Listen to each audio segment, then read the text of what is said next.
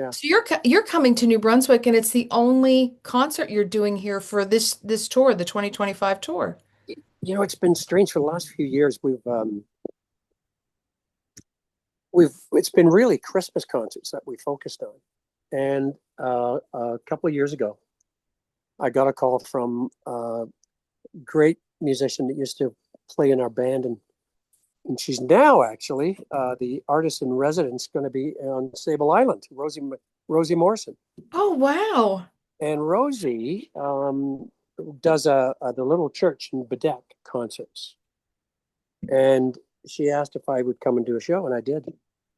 And it was the first time we'd done a show on the East Coast in probably 6, 7 or 8 years. Wow. And then some other halls heard we were doing it, and they asked, "Would you come to us?" And I said, "Well, let me go back." And so came back, and we're looking at doing probably in October next year, maybe 8 or 9 concerts through New Brunswick, Nova Scotia, and PEI. Which would be great to get back. The Maritimes are kind of special for you because I think some of the big launch things or some of the bigger things for you happen. Well, I mean, the Rebecca Cohen Auditorium concert My in first, 1993.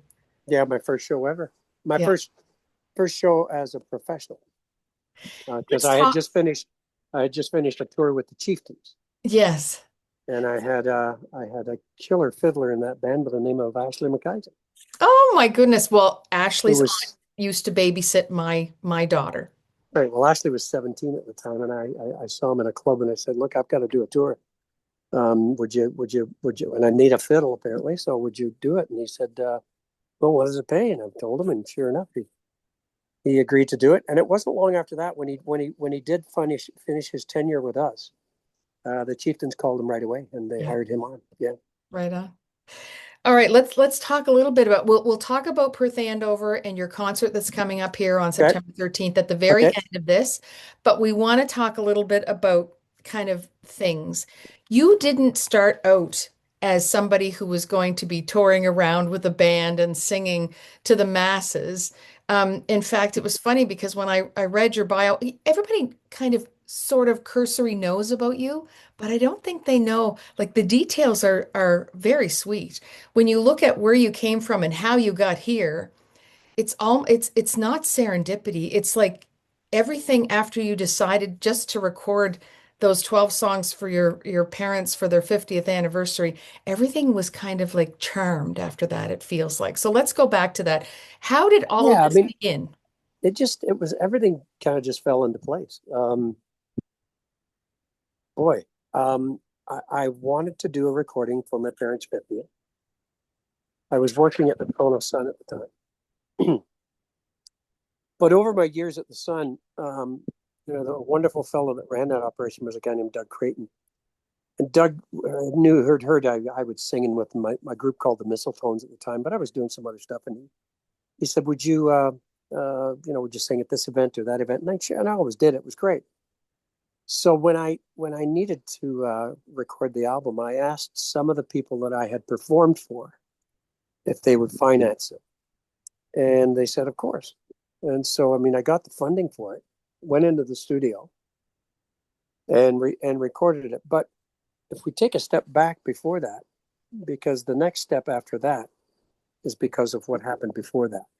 In 1989, 1990, when working for the Sun, I was put on a cruise, the first floating film festival, the floating film festival out of Miami, I think it was, or Fort Lauderdale. And it was run by the fellow who started the Toronto Film Festival, Oh, wow. Dusty Cole. Dusty Cole. And on that cruise were all the great movie critics in the world, absolutely the top drawer. Scorsese was on it. All the great critics were on it, and they were doing beautiful things like a scene by scene analysis of Casablanca, Raging Bull, all these things, and had world premieres of Pulp Fiction, and just it was a who's who of the film and critics world. And we were having a karaoke night one night, and Roger Ebert got up to sing Blue Suede Shoes, and he was wearing blue suede shoes. And so I said, I got to beat this guy. So I'm going to sing an Elton John tune. I was going to sing your song. And I got up and the karaoke machine broke down. And so I sang Danny Boy. And it was great and blah, blah, blah, blah. And everybody liked it. And then a few hours later, I was standing up on the top deck, taking in the evening. And I get a tap on my shoulder and I turn around and there's this guy and he's a grumpy looking guy with beard and kind of knew, I think I knew what he did, but I wasn't sure. And he says, listen, if you ever do anything with your voice, give me a call. And I said, Who was yeah, that? whatever. So and anyway, that was 89, 90. So 92 rolls around, 91. I record the album for my parents' 50th with the support of my colleagues. I then remember this guy and I call him. He gave me his phone number and I said, I've done a recording. He says, well, come and bring it in. Let me have it. I took it into him. He said, I'll get back to you. And about 6 months later, I get a call from EMI Music, the president of EMI, Dean Cameron, lovely man, unbelievable supporter of Celtic music. Oh, wow. He just over the top. You can ask the Rankins, any of them. He was top drawer. And he said, John, we're going to release the Danny Boy album in November. And we just need you to come in and do the paperwork on it. And so I said, great. So they were going to release 2,000 copies, which was, okay, that's fine. They're going to release 2,000. And I'm sure they did it for this guy as a favor. And Mike, he was doing it as a favor to me. And they talked about it, put it out. But Dean took the album home. Everybody at EMI didn't want to release it. And he took it home the weekend he got it and played it for his mother. And she started crying after the first track and didn't stop crying. And he came in on Monday morning, called everybody in and said, get this thing out. It has an audience. And so they pressed 2,000 copies. On November the 10th, it was released. And this is where things get really crazy. Peter Zosky got a copy of it on November the 11th, Remembrance Day. It wasn't planned. I think probably Sheila Rogers gave it to him. And the band played Waltz and Matilda, Danny Boy, and the Greenfields of France. Oh, wow. And so that 2,000 copies that they would have put out, they hadn't planned on any national promotion. It was just get it out and get it sold and we're done. Well, Peter is coast to coast. Yeah. They couldn't keep up with the demand. Before they knew it, they were at 50,000, and it just kept going and going and going. What was the final tally on that? How many sales? Oh, it's still selling. It sold 3 million, but it's still going. It still sells. And so the guy that gave it to Dean Cameron was a guy named Michael Cole, and his partner was a fellow named Billy Ballard, Harold's son. And Oh, Bill, my word. So Bill at that time was probably one of the world's greatest promoters, Concert Productions International. He did the Stones, Pink Floyd, U2. They were all his. Wow. And so they called me in one day and said, "Look, you need to get a band together." I said, "What are you talking about? I work.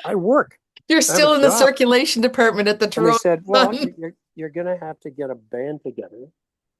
I said, "Why?" He said, "Well, you're going out on tour." I said, "With who?" He said, "The Chieftains." Oh, I wow. said, okay. Yeah, that was a bit of a joke. So I started putting a band together with the musicians that had been in the studio, and some Evans and Doherty were in my band. Oh, nice. It was just The who's who of the crazy. Celtic And then world and that that's we when know. and that's when I found Ashley in a bar in Toronto and said, "Do you want to join?" And he did. So that was the band that went on tour. But they had set up a tour of Atlantic Canada that would start at the end of the Chieftains tour. And by the time I ended the Chieftains tour, the East Coast tour had sold out. Yeah. And so we just went down to Atlantic Canada and we played basically every province in Atlantic Canada. And it was that was when I think the night I realized it was when I did play the Cone. And I got out on stage as a solo act and I started singing and I said, this feels right. And this, I think it's going to work. And so, when I got back after the tour, I went to my boss and he always said, if you want to come back, your job's here. I had a leave of absence. I said, I don't think I'm coming back, Doug. I think I found I think I found my road. And we started putting tours together, and then we did national tour of Canada. Danny Boy album was still selling, and then something really nice happened. There was a guy I went to school with, and I'm so sorry I can't remember his name right now. That's okay. And he was at St. Michael's Choir School with me, and he was going to go overseas and work with those less fortunate I think it was in Africa. And before he went, he worked at CBC, and he says, "Look, I'm going to do a piece on you. We'll go to your parents' house and meet your parents, and we'll meet the players and the guys who sponsored you, and we'll do a 10-minute segment." So Peter Mansbridge, who to this day is a great friend, Peter closed the national news that night with that 10-minute segment. Wow. And if we thought the Danny Boy album went like that, it went like that after Wow. that. And so that's when all the touring began, and the band changed over time to time. And my dad got to see me play the Royal Alex Theatre in Toronto before he passed. They And must then, have been so proud and to think all of this started really, to some degree, like you said, there is stuff before that, but well, the you album, wanting to get that album.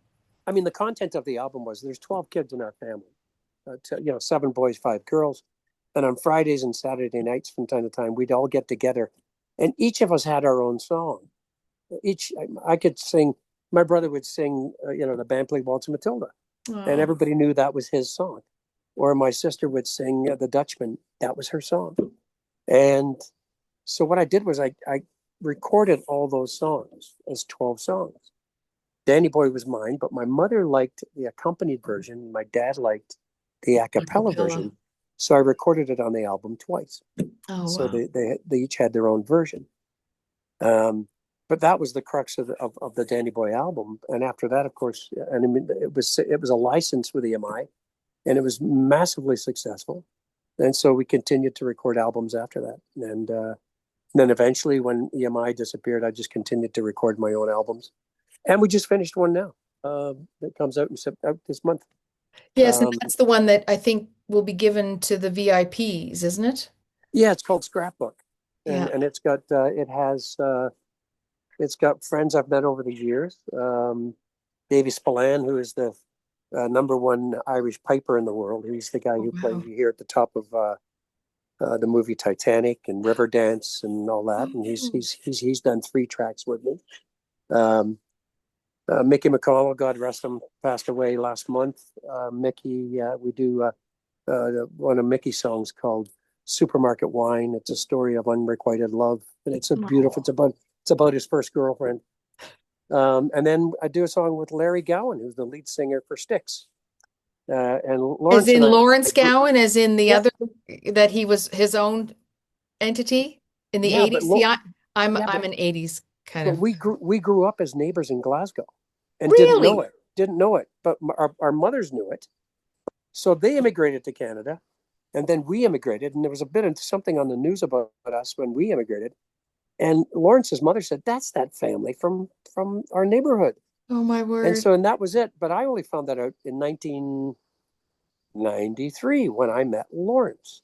And Lawrence said, "John, we were neighbors, and That's great. everything just everything just clicked." Perfect. So we started doing stuff. We kept in touch. He performs at some of my Christmas shows.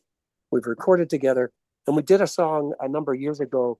Um, I wanted to do a song for my brother Michael, who was an alcoholic. He died an alcoholic, but No. he was a wonderful guy. But he saw the world through the bottom of a glass. And so Lawrence and I were talking one night, and we came up. He came up with this song, mostly Lawrence, but I mean I chipped in, um, and it's called "Along the Merry Road to Hell." And we did it then. And then when I started doing this album, I was talking to my producer, who I'll talk about later, um, about this song. And he said, we should redo the song. And Lawrence said, we'll redo it. And I'll get Drew Jureka to do the arrangement.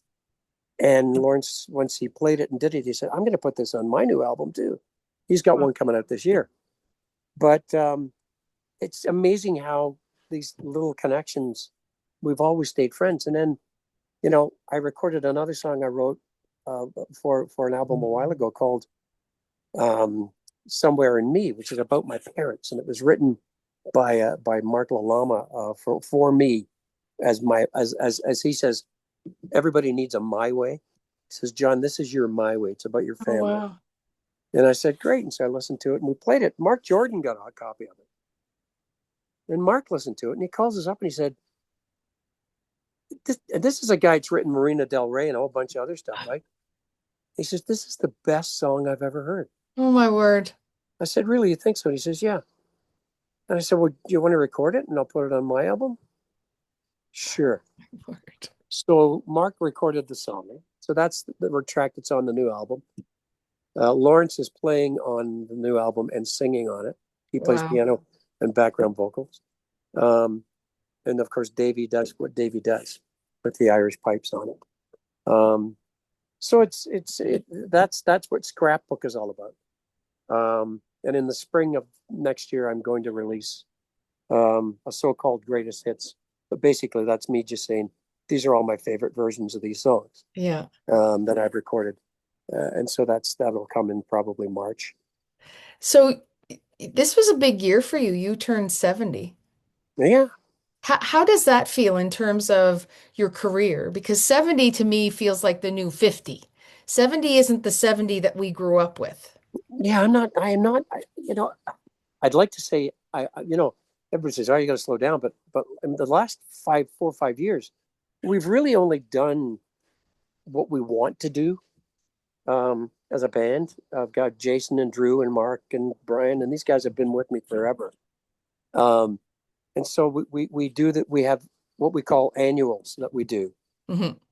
But last year I added a few, and then this year we've added more. And next year I'm adding probably another 10 or 12 shows. So we're not slowing down. We're doing more of what we want to do. Yeah. I On mean, your terms. but when we did that Atlantic Canada show, a couple of shows last year, they said, "Why are we not coming down?" It wasn't so much that we did the show, but it's just such a great trip when we go down there. We miss it. We miss PEI. We miss Tignish, Mill River. We miss Pictou. You miss Mill Maritimes River. love you because And they are yeah, steeped in Celtic music, right? yeah. And so that's the plan. There's nothing on the calendar next year. There's a few on there. Bedeck is on there. You know, Summerside Such is on there, but we'll be adding a bunch of them probably after New Year's, and so everybody's got up to date and speed as to what we're doing next year. Nice.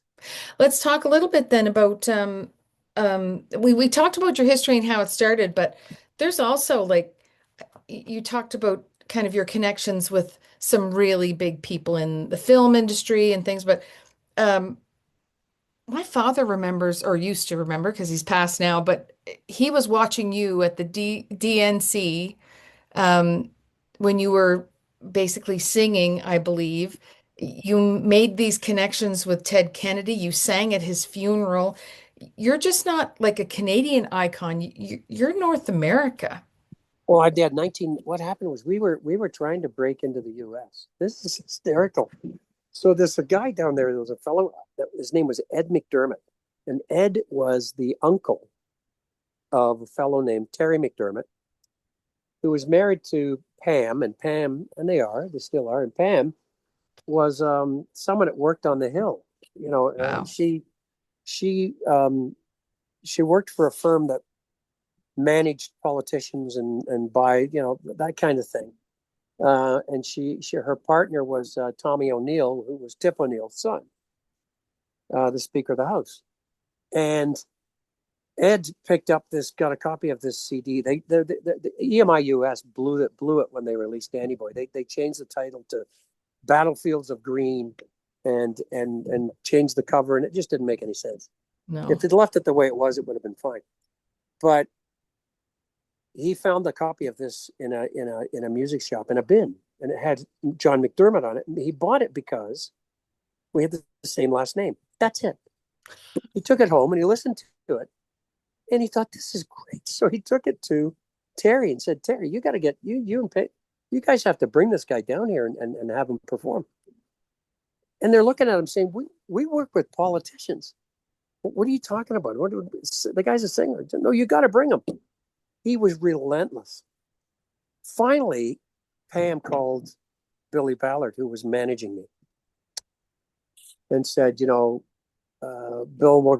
worked something out that we would try and do a debut in Boston, because Boston was where these connections were going to happen. Mm-hmm. So Pam booked the plaza, the Park Plaza in Boston, the ballroom, and she put together about 400 people. And I won't get into the details of what a nightmare it was getting from Toronto to Boston, but we eventually got to Boston. And the band was late coming in, but I went in and I started going around the room, introducing myself and working the room, meeting these guys, meeting everybody else. And then the band slowly arrived and we got together, and then we performed, and then we kept going afterwards. And then Teddy Kennedy came up to Pam and said, who is this guy? And how is he doing this? Pam said, doing what? She says, Pam, I have a function. And as soon as I'm done with the chatter, everybody head for the exits. No one's hanging around. No one's leaving. Why are they not leaving? And I'm going around meeting everybody and talking. And so he said, great, we need to connect. And so I connected with him. We became great friends. Oh. I spent time down in Hyannis with the family and him, and he invited my mom down with her best friend, and they stayed there for a while. And we just became great friends over the years, and they asked me to sing at his service. But in 1996, Ted invited me down to the DNC in DNC. Chicago. Sorry, I think I said DCN. No, you said DNC. Yeah. Okay, good. In Chicago, and two things happened that weekend. The front page of Chicago Sun-Times had a thing on the front that said, the busiest man in Chicago this week is not Bill Clinton. It's John McDermott. And they compared our schedules, and I beat Bill 3-1. Oh, wow.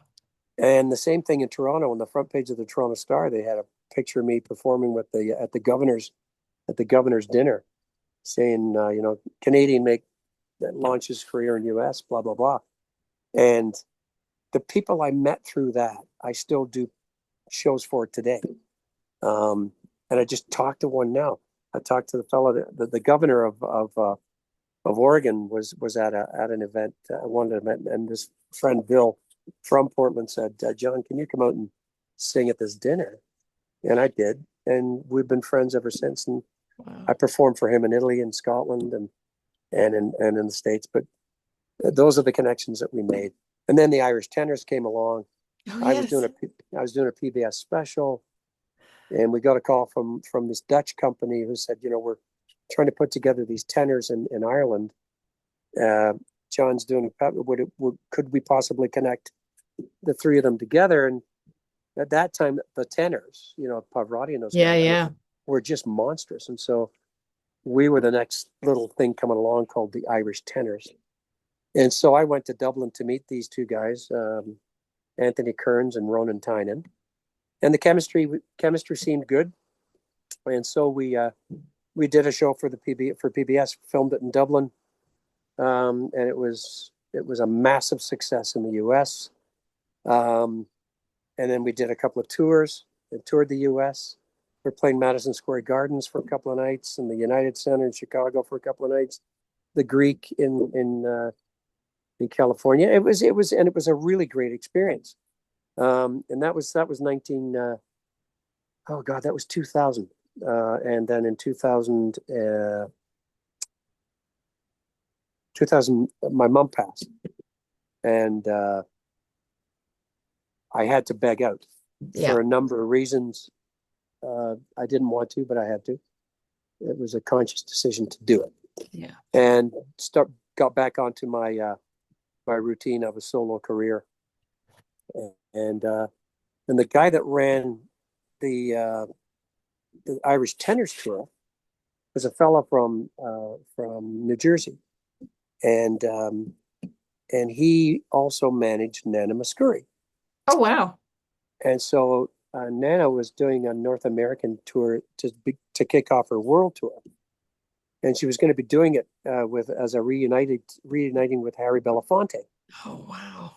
And so I got a call on a Friday night from this guy out in BC, and he says, do you have time to talk? Are you are you available to come out and sing with Nana Muscuri? And I said, well, what's going on? He said, well, Harry is sick. He's bailed on the tour. Oh, no. And I suggested you. And I said, yeah, right. And I hung up. I said, there's some guy pulling my fence. And then the phone comes back again, and it's Nana. And she says, I've heard wonderful things, and I'd like if you could join us for our Canadian tour. I said, what am I going to need? I said, well, you'll be opening the show. I said, terrific. Half an hour, great. That's a dangerous thing to do because when I go to a show, I'm really not interested in an opening act. And I felt that with the Chieftains for a little while, but then the audience warmed up because people are there to See the Chieftains. see the Chieftains, and they're there to hear Nana Muscuri. Yeah. And who's this guy filling in for Belafonte? Who the hell does he think he is? And so I took Rob Pilch and Jason Fowler, my two guitar players, and we went to. It was starting in Victoria, and it was going to end up in. It was ending up in Moncton, and we started the tour, and so I did the first 20 minutes. The second show I did 25. Third show I did half an hour and a duet with Nana. And then I stopped being the opening act, and I would do 15 minutes in the show and 3 songs with Nana. Oh, wow. And she would close singing Danny Boy with me. Oh, wow. And by the time we made it to Montreal, she said, "Look, why don't you just stay on for the world tour? Can you do it?" Oh, my word. And I said, "Yeah." So, I mean, I don't. Yeah, of course I can. And Sometimes, I John, was managing myself at that time. yeah, do you pinch yourself some days? Oh, I'm waiting for someone to say, "Yeah, like fake news," but Like it's when all you there. look at everything that's happened since that recording, since really you said like 89, that little 90, yeah, it is 90, yeah. yeah, and the cruise. Like this is Yeah, a but totally, it's just it honestly is. It's like being in the right place at the right time, and yeah. just and that's why I feel like I'm in my basement when I'm on stage. I do. I mean, there's no difference between the guy in the front row, guy in the back row, or that lady over there. We all did what I did. I think growing up, we all and I get off it was one of these things that really bothered me when I first got into it. Because when I do a show, I'm in the lobby before the show. I'm in Really? the lobby, and I'm in the lobby at intermission, and I'm in the lobby after the show. And management, when I first started doing that, said, "You can't do this. You've got to stay in the bubble." I said, "What bubble? What are you talking about? I want to come out and meet these people and say, thanks for coming. Thank you. They're Thanks for paying filling you, the they're seats." paying your salary. They're actually And because and and they're and, there, and you they, get to do this. anyway, I didn't back down. I won, and they crucified me for management crucified for 6 years. And the letters that I got from people that I met in the lobby, um, whether it was a father there with his son, um, who says, you took the time to speak to my son, Yeah. and it made an impression on him. And you weren't dismissive. You didn't talk to him and kind of glance somewhere else and keep moving. We talked. And if you're going to spend time with someone, spend time. And so that's what we it's always been a part of the regimen. That's that's what we do. And I don't see any downside to that at all. It's just the other thing you're going to get. I did get fabulous feedback from people about the show. And my audience people are pretty blunt sometimes, and it's not only about the music, it's about, don't you cut your hair. Okay. Or if I had a dime for every time someone said, can I run my hands through your hair? Yeah, sure. But You had some pretty spectacular locks. Now they're not as at the long as they time. used to be, but there's a photo of you that we used on the website that I was like, I coveted your hair. Like it's gorgeous hair. Oh, Just saying. anyway, so those are I mean, that was the trip, and then what happened? A really crazy thing. All of a sudden, I'm in Paris for a month rehearsing, and then we're off on tour, and we're traveling through Europe, and we end up our last show in Herod Atticus in Athens. Oh wow. And this is a band shell that, or what do you call it? I can't remember what you call it. Outside, yeah, the There's a name for it. Yeah, but anyway, it looks up at the monument in downtown, in the heart of Greece, in the heart of Athens, and the Acropolis. It looks up at the Acropolis, and there's 7,500 people sitting in front of you on cushions, and it goes from there's no one in front of you for 50 feet, and the sound is amazing. And you look up, and there's the Acropolis. And I stopped singing. I looked at the audience. I said, geez, that's the Acropolis. Yeah. And someone about 30 rows back says, yeah, we know, we live here. Sing.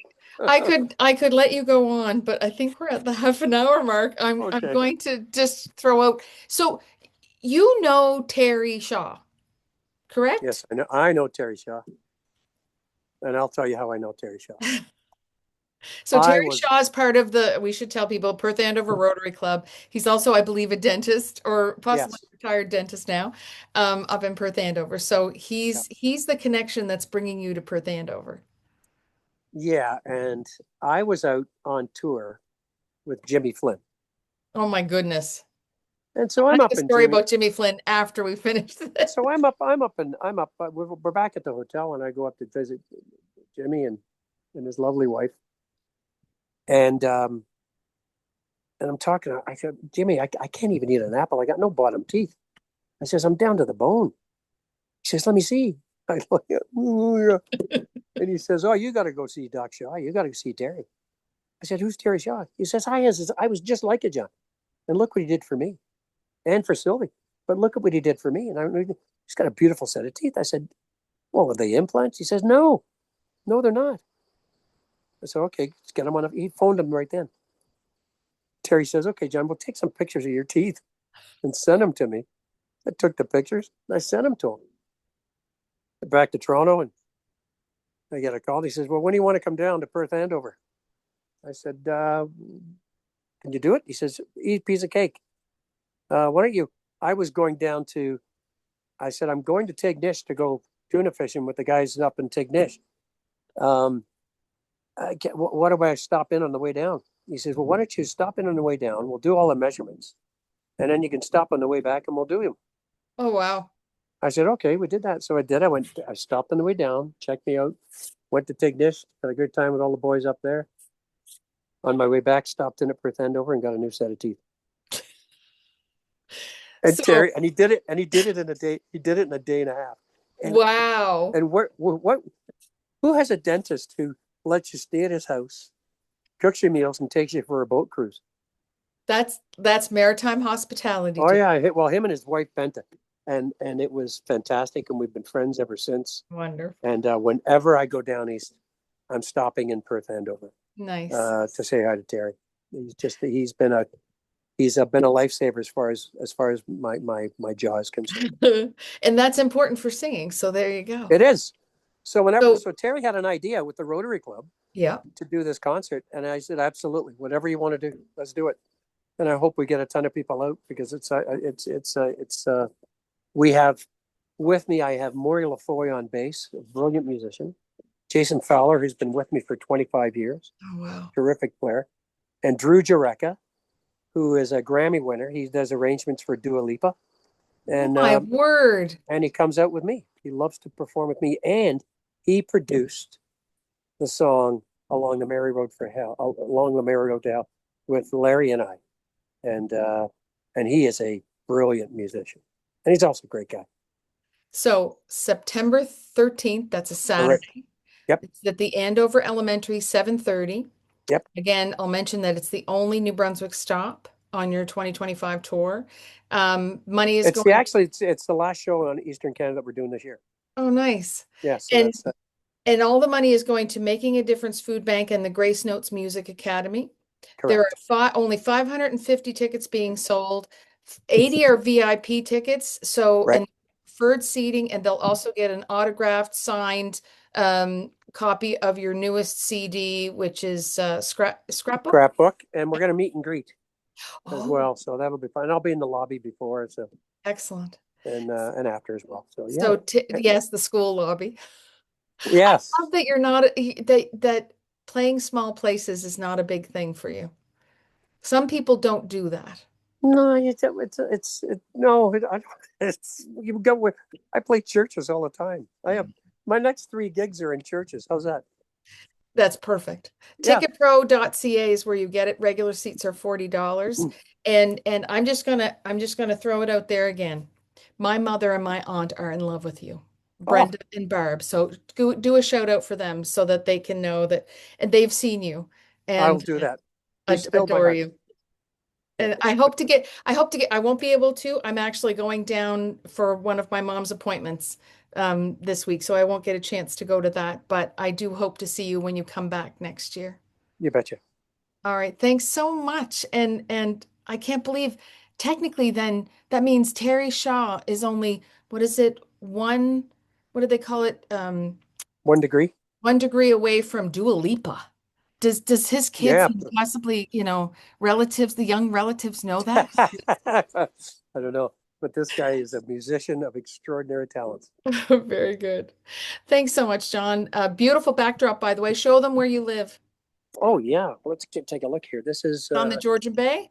This is Georgian Bay, and it's a spectacular day here. It's So gorgeous. yeah, we're doing that. You'll be And if right you, at home by the river in Perth Andover then. exactly, I've been up and down the Tubic. Um, but Oh, but excellent. my website is johnmcdermott.com if anybody wants to visit. Yeah. Visit our YouTube channel and sign up. We put up new videos probably every 2 weeks or so, and we put up videos relating to the songs, and there's free downloads of shows that we've done in the past. So yeah, visit YouTube and Facebook if you can. We'll share those links on the story when we post this up tomorrow. Perfect. Thanks so much, John. It was All lovely right. meeting you. Look forward to seeing y'all. All right, take care. Bye bye. Bye.